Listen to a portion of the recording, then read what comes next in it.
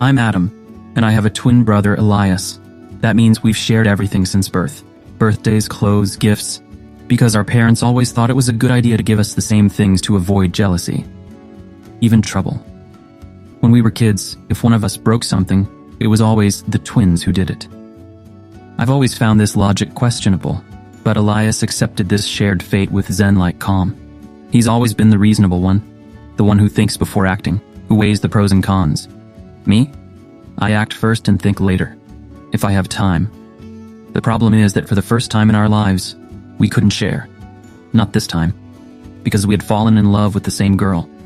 Nora was the kind of woman who could make you believe in God if you didn't already.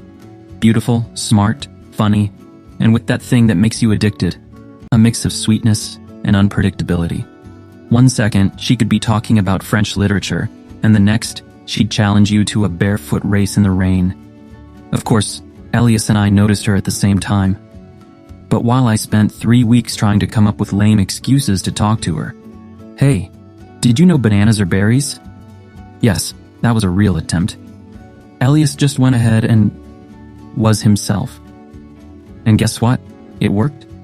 One day, while we were hanging out at our usual cafe, he dropped this information like it was no big deal. I have a date with Nora tonight. I nearly choked on my coffee. Excuse me? A date. You know, when two people like each other and decide to spend time together. No, but how? He shrugged, looking relaxed. I asked her. I stared at my brother like he had just announced he'd learned how to fly. This wasn't fair. He hadn't even tried. He hadn't studied the best approach. He hadn't rewritten 3 versions of a message before accidentally sending the worst one. He had just asked. And she said yes? Obviously. As if it were the most natural thing in the world. At that moment, I knew I couldn't let this happen. That night, while he was reading one of his philosophical books, another one of those truth, love, and tofu kind of things, I tried a gamble. Elias, you know the strongest couples are the ones that are tested, right? He looked up at me suspicious. I'm going to regret asking, but go on. Just imagine, if Nora didn't love you for who you really are. What if she was only attracted to your looks, your appearance, and not your spiritual essence? He raised an eyebrow. Where are you going with this? I put on my most serious face, the one I used to convince my mom that no, I did not eat the last piece of cake. A test. A simple test. We swap places for one date. If she realizes I'm not you, then it proves she truly loves you. But if she doesn't notice any difference, well, I let the sentence hang in the air. He looked at me with that expression he always has when he's debating whether to call me an idiot or follow me into my nonsense. This is ridiculous. What's ridiculous is not being 100% sure. Do you really want to spend your life with someone who might confuse us? Imagine, you marry her, and in the middle of the night she kisses me instead of you. Nightmare, right? His face went pale. Got him. Fine. Okay, but just 1 hour. 1 hour. That was all I needed. The next evening, I put on his favorite shirt, the one that made him look even more perfect than usual, wore his cologne, and practiced copying his voice. He had a particular way of speaking, always calm, with thoughtful pauses between words. I, on the other hand, tend to speak too fast and too loud. Just act natural, Elias advised before I left. I wanted to tell him that natural and me don't go together. I met Nora at a small Italian restaurant. She was wearing a blue dress that looked so good on her I almost forgot my own name. Hey Elias, she said, smiling. Hey Nora, I replied, trying to match his calm tone. She didn't notice anything. First test, passed. Dinner went great. We talked about everything and nothing. She laughed at my jokes, which never usually happened. And when she placed her hand on mine, my brain exploded. I was starting to believe everything was perfect. That's when things started to go wrong. Tell me, Elias, why aren't you as serious as usual tonight? I nearly choked on my fork. Huh? I don't know. Usually you always have a very thoughtful opinion on everything. Tonight you're more light, spontaneous. Crap. She was noticing differences. I had to recover. I put on my best thoughtful face. Elias spends 70% of his time looking like this. Sometimes you just have to go with the flow, I said in a deep voice. She smiled, satisfied. Second test, passed. When we left the restaurant, she slipped her hand into mine. My heart raced. I had a great time tonight, Elias. I opened my mouth to say something smart, something Elias would say. But then she stood on her tiptoes and kissed me on the cheek. I forgot how to breathe. See you tomorrow? She asked. I nodded, unable to speak. See you tomorrow. Except tomorrow it wouldn't be me, it would be Elias, and that was a problem. Sitting across from Nora at that cafe, I had a realization.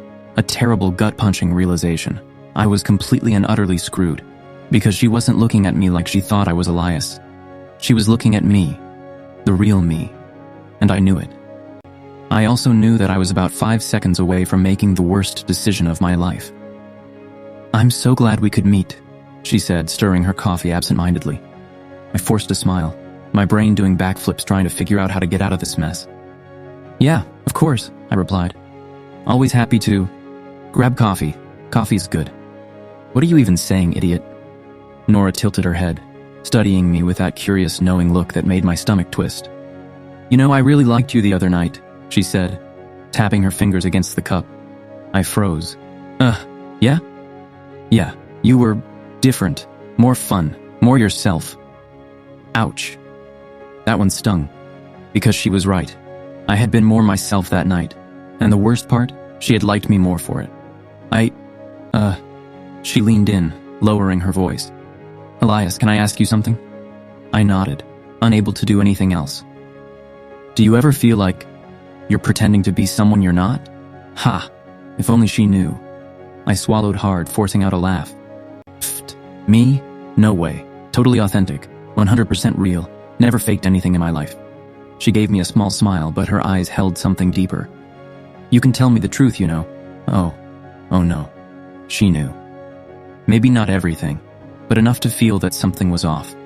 And if I didn't say something now, this would only get worse. I had to end it. Right here, right now. Nora, listen, Hey, lovebirds. I turned around so fast I nearly knocked over my coffee. It was Elias, and he looked pissed. Elias marched up to the table, arms crossed. His signature, Adam, what the hell have you done this time, looked plastered on his face. Adam. Nora's eyes widened. Wait.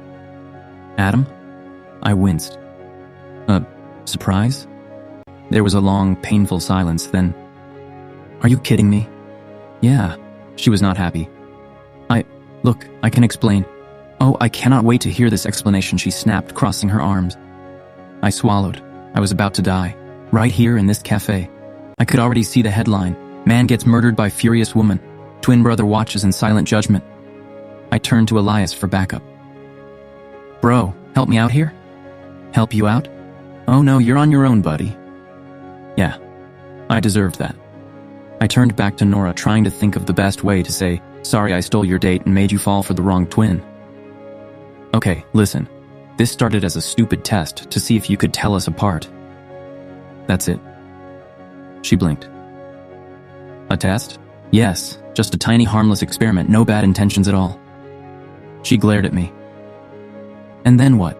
You just forgot to tell me the truth? I was going to. When? At our wedding? Oof. That was fair. I rubbed the back of my neck, avoiding her fiery gaze. I messed up. Oh, you think? She stood up, shaking her head. I can't believe this. I really thought... She trailed off, looking at me like I had just kicked a puppy. And that hurt more than the yelling. I opened my mouth to say something, but she was already grabbing her bag. Don't bother, she muttered. And with that, she walked out. Elias and I sat in silence for a long time after that. Finally, he sighed. So, how does it feel to ruin everything? Horrible. Thanks for asking. He shook his head. I should be furious at you. You should be. But honestly, I think you just saved me a lot of heartbreak. I frowned. What do you mean? He leaned back, watching the door Nora had walked through. If she couldn't tell us apart, then she never really loved me to begin with. She just loved the idea of me. That was a good point. I sighed, slumping in my chair. So, what now? He smirked. Well, you could always try being honest next time. That sounds hard. Yeah, well, so is getting slapped. Touché.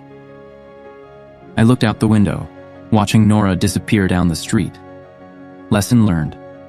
Never, ever swap places with your twin for a girl, especially when she might have been the one.